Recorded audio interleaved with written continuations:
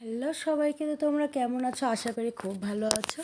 তো দেখো, বাবা নিয়ে এসেছিলো খেসারির শাক। তো খেসারির শাকগুলো বাছার জন্য আমি আর মা বসে গেছিলাম। তো এটা আগের দিনের রাতের ভিডিও, মানে রাত 8টা তখন বাজে, প্রায় সন্ধ্যা। তো এই ভিডিওটা হচ্ছে পরের দিনের শাক রান্না পর্যন্ত ভিডিওটা আছে। তো তোমরা অবশ্যই স্কিপ না করে পুরো ভিডিওটা দেখার অনুরোধ থাকলো।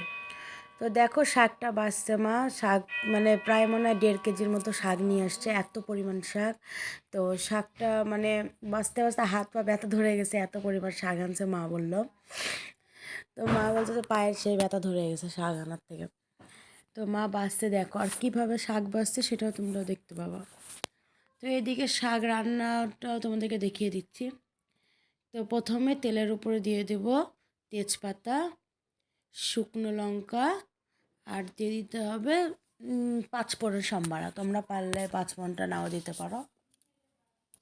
আর আমি বড়ি ভেজে তুলে রেখেছিলাম।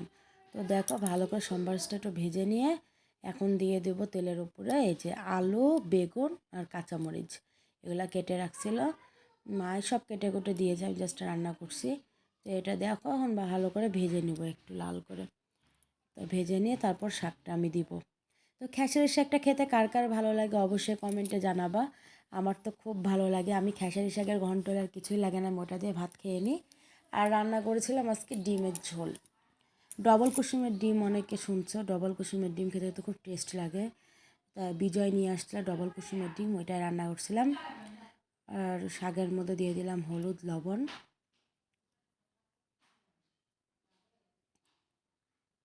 তো দেখো, ওটা ভালো করে ভেজে নিচ্ছি। তো একটু ঢাকনাটা ঢেকে দিতে হবে, নাহলে সিদ্ধ হবে না আলুটা।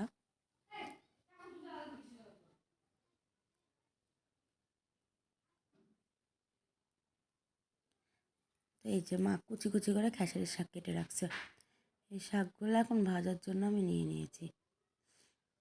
এখন এই শাকগুলো সুন্দর করে কড়াইয়ে দিয়ে ভেজে নিব।